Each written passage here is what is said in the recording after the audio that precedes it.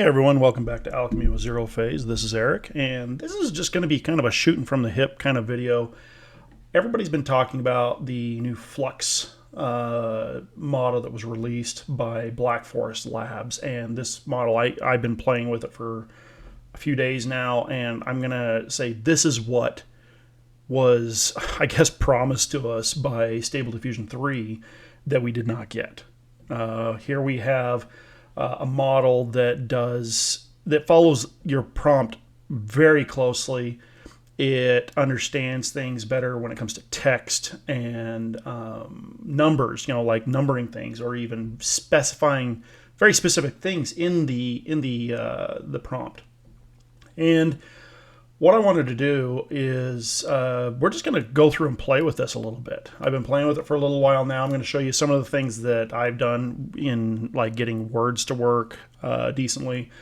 In fact, I'm going to show you some of the things that I've generated here so you can kind of get an idea of what this looks like. Okay, let me drag this over here so you can see what this is. So this image I kind of did for my wife. She is from Caracas, Venezuela, and wanted to do something nice for her. I know Venezuela is going through a lot of stuff right now, and it really affects her, and I wanted to kind of cheer her up, so I was doing something like that. The titles and texts work really well. This one here, the only thing I touched up on this one was there was a double leg over here. And outside of that, this is the image that it gave. It was pretty phenomenal. And then, like I said, adding text. I didn't have to do anything with the text in this one. The only thing I modified was she had some weird little horns coming off, so I in-painted those to something a little more like a hairpiece. Didn't touch anything. Well, no, I did. There was an extra width right here. Got rid of that.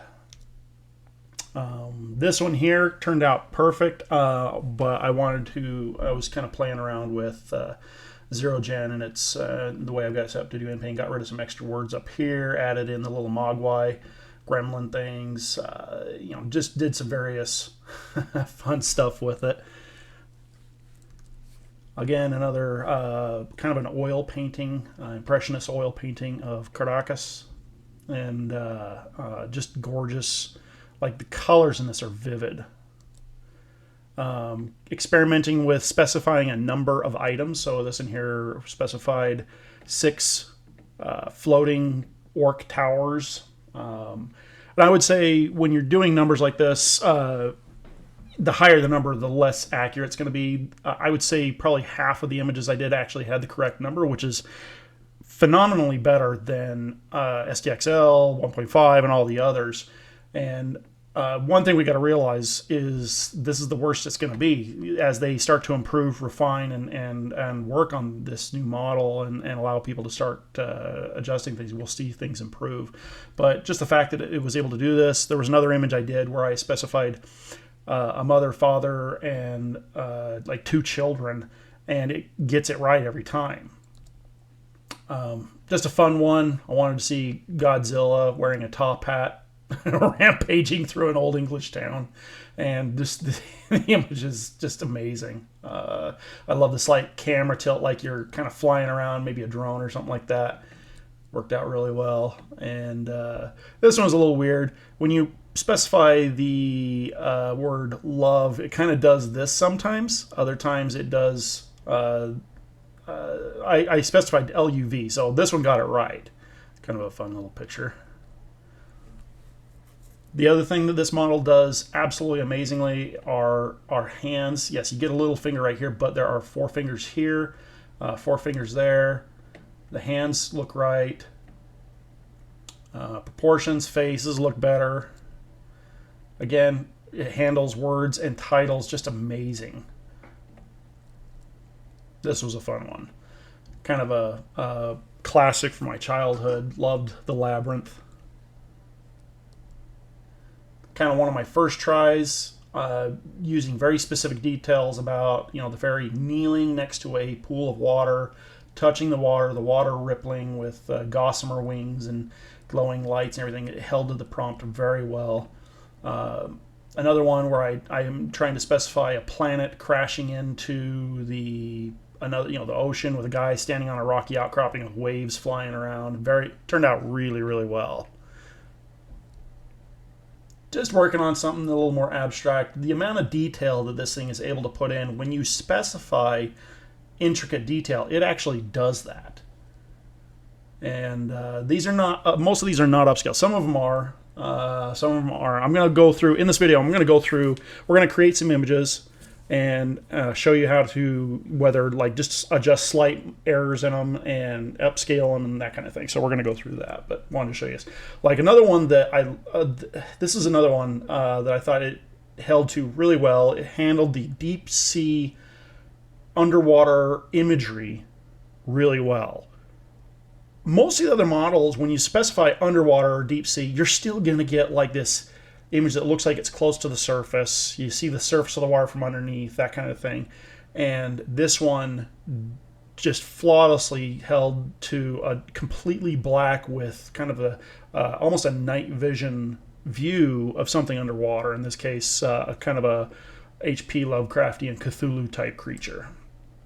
Another one just practicing prompt adherence, specifying a black obelisk on a tropical beach.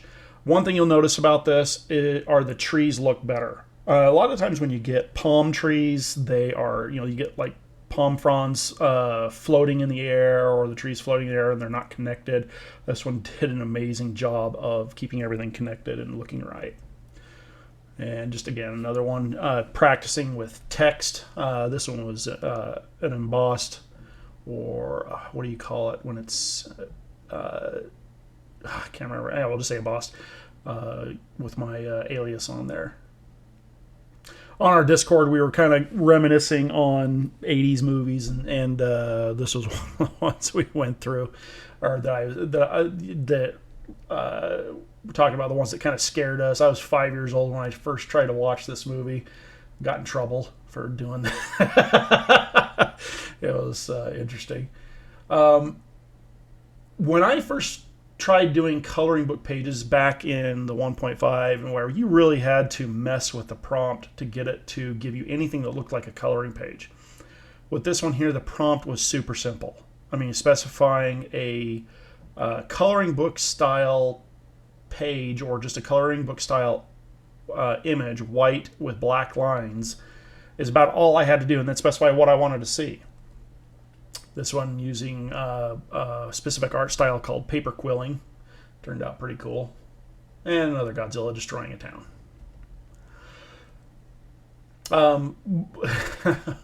This one, I adjusted two things. One was there was an arm kind of up here, so he wasn't really holding his shield, so I got rid of the arm. And a little stick kind of poking up here, I kind of got rid of. But outside of that, like the hands, flawless. And getting a minotaur is one of those things that's a little difficult because it's an anthropomorphic creature and sometimes doesn't quite turn out right. And so to get something this nice looking was just, it tickled me. It was just amazing. So yeah, let's play around for a little bit. I want to kind of show a few different things. I'm not sure if there's anything specific that people want to see. Maybe you want to see how to do the movie titles, how to practice getting specifics in your prompt, that kind of thing. And so a lot of times you can use a prompt generator. I have XeroGen as my prompt generator. One thing I've noticed with Flux is doesn't seem to utilize the, at least in this version of it, like the emphasis formatting. We're using parentheses and numbers like in Stable Diffusion. You can try that and see how it works. Like we could throw that in there and see. So I'm using the online version of Flux through Black Forest Labs. I don't have it locally yet.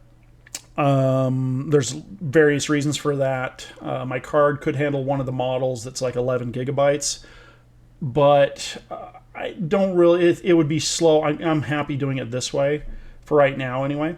You do get some advanced settings down here where you can specify the width and height of the image and then the number of steps. Now this one is designed, the Flux Schnell is designed as 12 billion parameter model, is designed for 4 steps. You can go higher, lower, and you're going to get varying differences in detail and that kind of thing.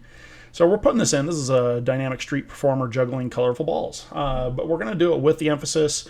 And then we'll generate another prompt using no emphasis, maybe like a DALI prompt, so that we can get a feel for which ones work better, that kind of thing. So I'm going to leave it at the standard 1-to-1 ratio and just hit generate on that. Now, depending on how busy it is, you're going to get differing levels of having to wait. If it says successfully acquired GPU, then great. It's going to go through, it'll initialize, and then it'll do the 4 steps of generation.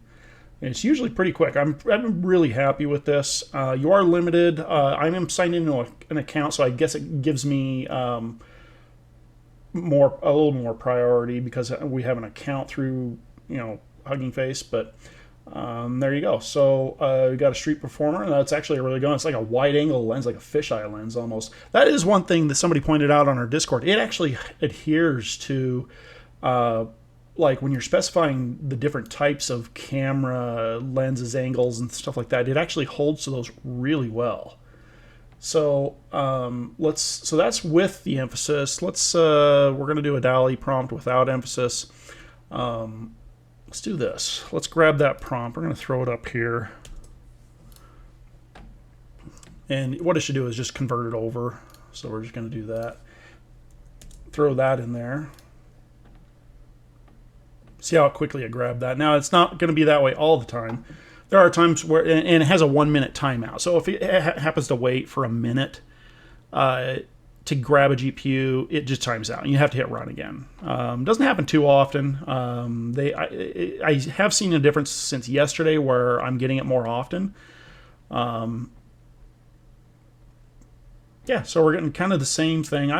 This one looks a little bit better. One of the differences between like a Stable Diffusion prompt and a DALI prompt, the DALI prompt tends to be a little more narrative driven. And I've noticed that with how models are being produced these days, it's kind of going that direction where you can give it a more narrative-driven prompt and it adheres to it a little bit better. You don't need these long prompts like this. Like we could do something shorter. Like we could just cut it off right there and generate that. Grabbed it. Now, having a prompt generator like this is helpful. You'll get the details and structure that you need for a properly structured prompt without having to put a lot of effort into it. So that's still not bad. It's not quite formatted as well. We're leaving out a lot of details because we left out adorned with intricate patterns surrounded by a crowd of captive spectators, even though it kind of assumed that, but they're kind of in the background and kind of distant. So yeah, it really adheres to this quite a bit, or to the prompts quite a bit. Now let's talk about text. This has been so fun to play with. So, and it has, what's the word I'm looking for? It is really versatile. And so one of the things I really liked was being able to create a, like a coloring book page with actual text, like a title. So you could do coloring book style page, white with black lines, title text. I kind of put that in there. We're going to say fairies and elves. Put it in quotes. I feel like that helps to emphasize that that is the text you want to see. And we're going to put a fairy and elf in a forest. So one of the things I have noticed when you are working with text is don't make the prompt too long. Keep the text that you want at least semi-near the beginning. I know this isn't quite near the, all the way at the beginning. We're going to try it anyway and just see. We're also going to change the format to something a little more of a page, like an 8.5 by 11, but let's just specify, I think it's like 720 is the width that I want, and just hit run on that.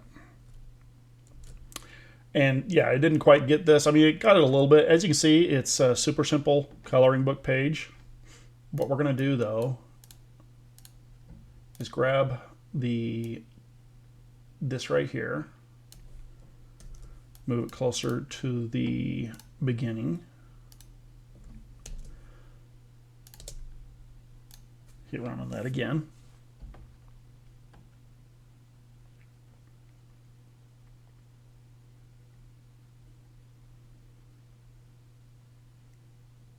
That is one thing that I should say is it does seem to put, like most, there we go. The emphasis, so like Stable Diffusion, the emphasis is on the beginning of the prompt, and then the further down the prompt you get, the less focus it has on it. Even though with this model, it does work really well focusing on most of the details. But it does seem to follow the Stable Diffusion prompt structuring, meaning over here, if we go to my prompt generator, I'll show you. So you tend to have a focus more at the beginning. So you want like the style, the artwork, the media type here, your what do you call it? The main focus of the image, maybe how it's composed, details about that main focus, and then the surrounding details, and then you get into lighting and ambience and emotion. So as you can see, this turned out beautiful. It spelled the words right. We have something that is very coloring book-like. I remember in the older models, like trying to specify coloring book, you get lots of shades of black and gray and stuff like that. And this is awesome because it understands, you can see here that it understands what's further back, and it actually faded the objects in the back so that they are slightly faded versus what's in the foreground. I mean, this is beautiful. This is absolutely amazing that it can do this. I mean, this model is an absolute game changer. I know I'm kind of getting all excited about this, but I am. This is exciting to see this, especially something that's open source, free, and free to use. So let's do something else. Let's do something a little more with text again. We're going to do like maybe a title image for a web page. So I'm going to show you this here. So let's do this web, or no, we don't even have to specify a web page. We're going to do like a game page, like something for games. We'll just call it Game Zone, right? So let's do title text Game Zone, intricate circuit pattern, background pattern. And let's do some color theming. Let's do green and black color theme. Now what we're going to do is come down here, and one of the things that this model is pretty versatile on is the size. We're going to do 1280, but we're going to reduce this down to 512. So we get a really wide image, and hit run on that. Again, grabbing it super quick. Love how fast it is. I've been playing around with this on my phone everywhere I go. It's kind of addicting, honestly.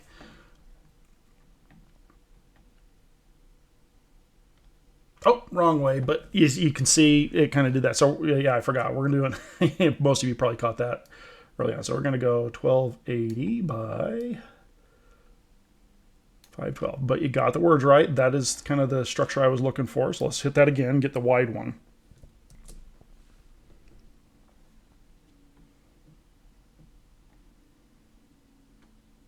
Oh, there it is.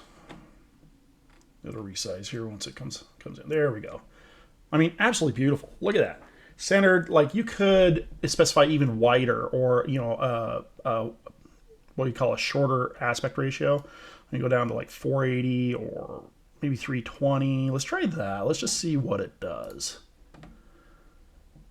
It is interesting that it's able to do that. Sometimes with a lot of models, you end up getting some very distorted stuff. Let's see if it's able to handle this.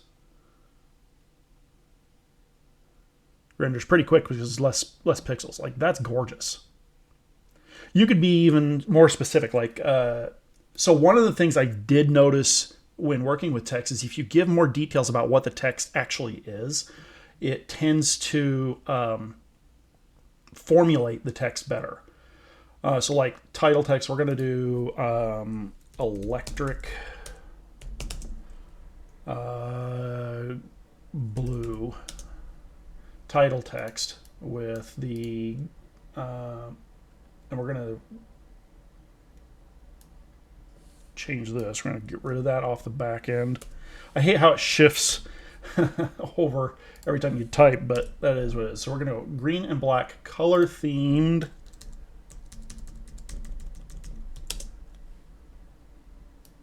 Intricate circuit background pattern. So what that is basically saying, we're doing a different color for the words and different color for the background.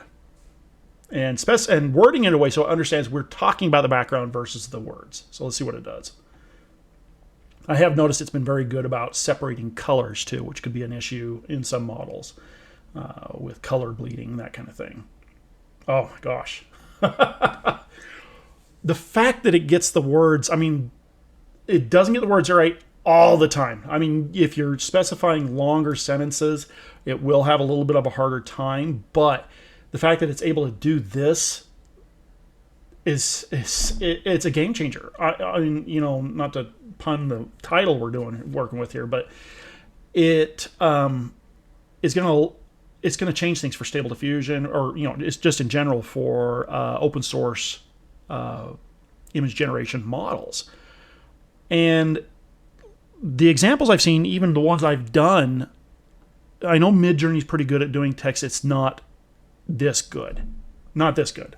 Okay. So we're going to do, let's do something else here.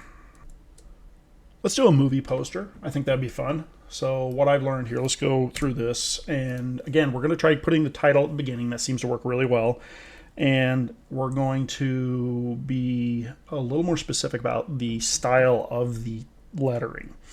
And so let's do, I really like the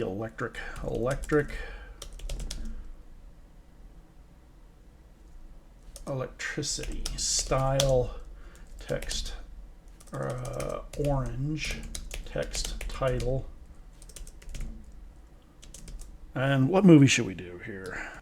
I know I may be asking for failure on this one, but let's do this. Zombie. We're just going to do a generic one. Zombie apocalypse. I think that's not how you spell it. Okay. Apocalypse. There we go.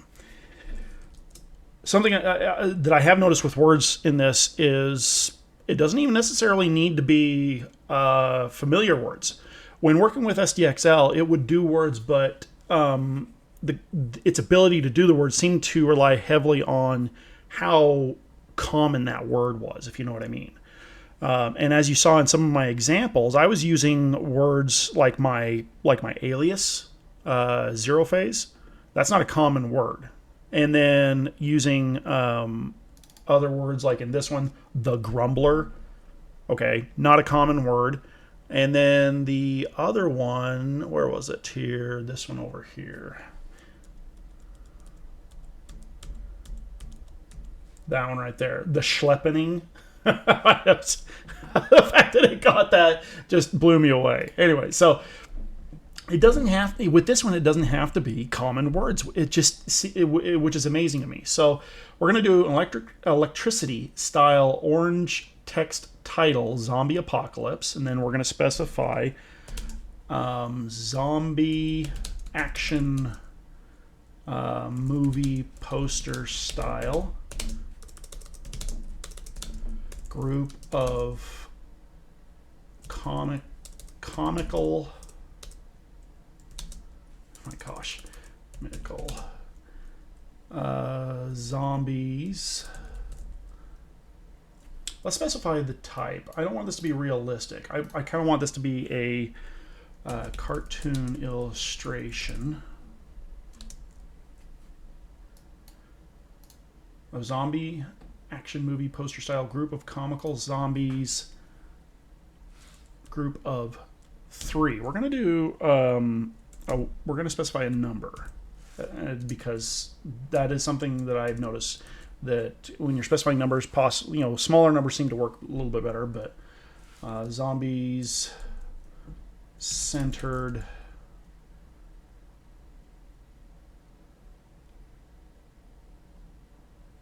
and cartoonish. Let's just try that. So we're going to switch this over to something a little more narrow. We're going to go back down to 720. Let's do 768. And then the height we're going to do 1024. Okay, let's run that and see what that does. Okay. It's interesting that this zero GPU, I think, is initializing the GPU and loading up the model. Sometimes it doesn't do that. Sometimes it just jumps right into the steps. I'm sorry. That turned out better than I thought it would. That's absolutely amazing. That's so fun. And okay, so here's a couple things. Got the name right. Like, fun, and the number of zombies, the hands, being cartoonish. That's what I was asking for. Typically in cartoons, you see a lot of them with just three, the three fingers and the thumb. And every single one of these is the same. It kept consistency. And we got these funny looking comical zombies. Like, if this is not an example of how the doors have just been blown wide open when it comes to image generation, like, this has kind of renewed my desire to generate more images, to explore this more. And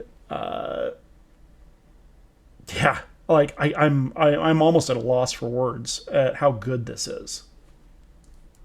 Okay, so as you can see, this is going to be a game changer for model or generating images. Now that we can do words, specify number of things, characters, and prompt adherence, it's going to be we're going to see a lot of things happening. Now, this just barely came out. I mean, I don't know exactly how far back here. Maybe within the last week. Now, people are getting a hold of this. You can download the model. They have the Flux Chanel. They have the FP8 version, which 4-step version, which allows you to run it on a system that has. I think I've heard people running this on systems with GPUs with as little as 8 gigabytes of VRAM. What I think some of this, the way it works is some of these larger models, they will offload sections of the model to RAM, and minimizing what's on the GPU, allowing you to actually run it. It does, obviously, it's going to run better if you have 12 gigs of VRAM or more. I know a lot of you don't have this, so what I would do is, until they are able to refine this model, get it down to maybe a normal, the 6 to 8 gigabyte range, if they do. I'm not sure if they will or not. I kind of feel like they will. They want to make this as available as possible. And with the open source community diving into this, we're going to see a lot of absolutely amazing things come out.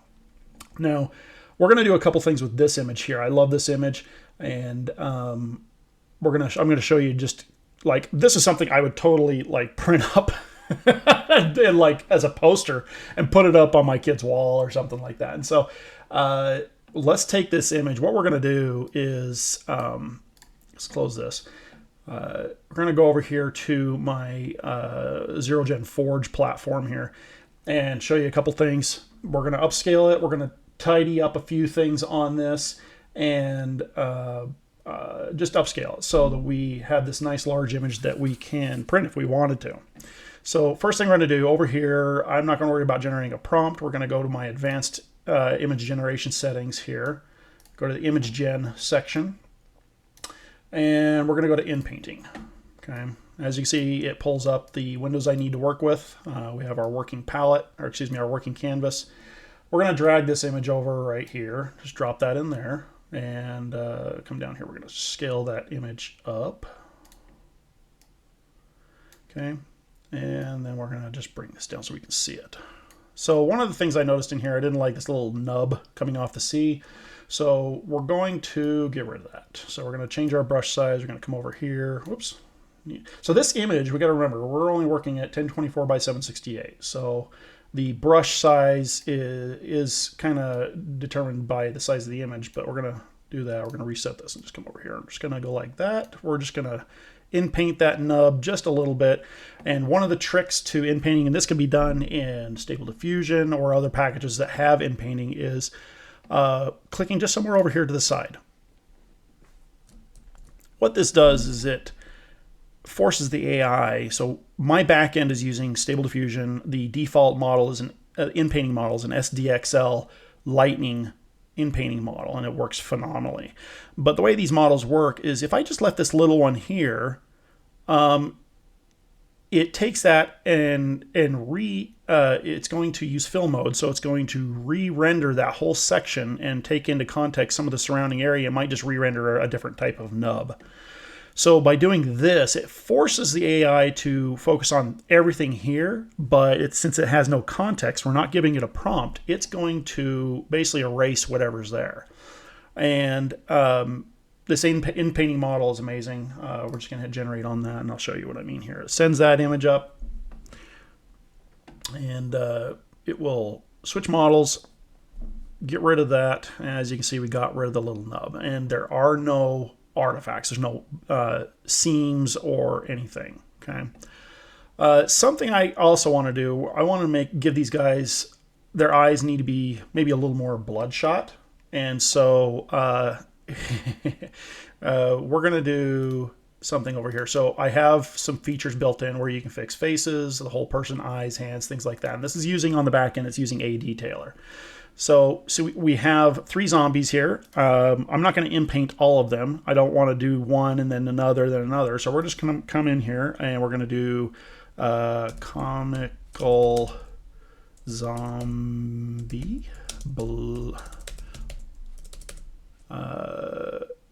Let's do this. Cartoon zombie bloodshot eyes. And we have the ability to fix the intensity. Okay, so we fix this. Now, before we do this again, we got to send this back up to the canvas. So it comes up here. And normally you would have to in-paint something before moving on, but this here doesn't require that. So we're going to do comical cartoon zombie bloodshot eyes. When I select eyes, it's going to search for eyes in the thing. It's going to find all 3 pair, and it's going to re-render those with our specifications at a 0.4 denoise scale. So this fixed intensity kind of adjusts that. So we can actually bring this up just a little bit. We'll go to 0.5 and hit fix. Let's see what it did. We may have to up it just a little bit more. So I see no bloodshot, like veins, bloodshot eyes. Let's go like this. Go to 0.65. Come down here, watch it. Shouldn't take it too long. You know, sometimes it needs to switch models on the back end, but for the most part, it's pretty quick.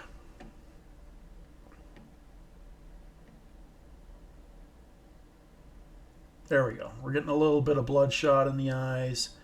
We're going to turn that up just a little bit more, a little higher than I wanted to, but let's see what it does. Maybe I just need to specify bloodshot eyes. We'll see if we need to change that at all. Get rid of the comical cartoon zombie part of it. Yeah, see, that one's getting it, which is okay. That looks good. But just for kicks, let's get rid of that and just do that. We're probably going to get something, I don't know, it takes into context the rest of the image. So, like I said, we may not need the term comical cartoon at the beginning. Let's just see what it does. There we go. Perfect. We got kind of these bloodshot eyes, a little more still cartoonish, a little more detail on them. So I now want to upscale this. We don't need to modify any of the other details in this. I really like the hands and everything else. Clothing looks great. So we're going to send that up to the canvas. Don't need to do anything here. If you wanted to re-render this, you could using image to image. Gets rid of the mask and you can just re-render stuff, but we're just going to upscale. So we're going to click upscale. This doubles, this actually does what's called, uses Stable Diffusion on the back end. It's not using the extras, quick upscale. This is using the Ultimate SD upscale. So we're getting a good upscale. It's breaking it up into tiles, re-rendering each of those tiles using an in-painting model, which gives us the blending that we want without any of the seams. We're not going to get any tiling effect, but it adds detail and it will increase the overall resolution of the image. And if we want to see that, so we can hit keep, it brings over to our image management window here. open that up so we can kind of see a little bit better. Yeah, did a good job. So right now, this is now sitting at, I believe, 1536 by 2048. And we can send that up to the canvas again, hit upscale again, and it'll go through and upscale it again. So you can do this all the way up to, if the image is at less than 4096 on the long edge, or a 1:1 if it's less than 4096 pixels, it'll let you render it upscale it one more time all the way to 8K. The way this works and works well is I actually have it tied into another part of my prompt generator where it sends an image to the back end, analyzes the image, and generates a prompt based on the image. So when doing the upscale, it's able to maintain the structure and adherence of the image better at a higher denoise level. So it just works really well. The fix intensity doesn't apply to the upscale, only to the fix. So this upscale will take just a little bit longer because it's upscaling a larger image. Okay, so that just took a minute. You know, it really isn't that long. And so now we have an image that should be upwards of about 4K. You know, the one thing I probably should have fixed is his hair. It's a little weird. I'd almost say get rid of that weird hair thing. In fact, let's do that. We're going to send this up to the canvas. Even though we're working with an image that is now probably 4K, we're going to go back over to in painting. We've sent the image over. We're going to, yeah, as you can see, I got to increase the size of the brush because we're dealing with a much larger image. And again, we're just going to click down there, expand out the view a little bit. We're going to get rid of the prompt and just hit generate. This will send it to the back end. It'll inpaint that out. It takes in the context of the head, and it'll actually remove this part here. At least it should. Let's see, we're on fill mode still, so yeah. Give it a second to process that. Oh, gave it a little bit better hair. I like that a lot better. Much nicer. Okay, so we can hit keep on that. Let's close these down. Very much higher res image.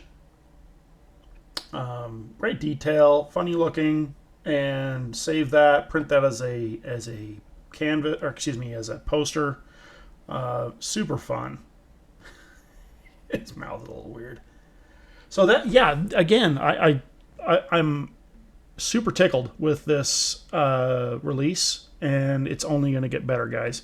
This is going to be just a phenomenal change in open source image generation. Now that we have something that absolutely competes with some of the closed source systems, we're going to have a ton of fun. And yeah, hopefully we'll do more images like this. I might just do some more videos where we're just playing, generating different things, experimenting with prompts. I think that'll be a lot of fun. So like and subscribe if you like this kind of content, and we'll talk to you later.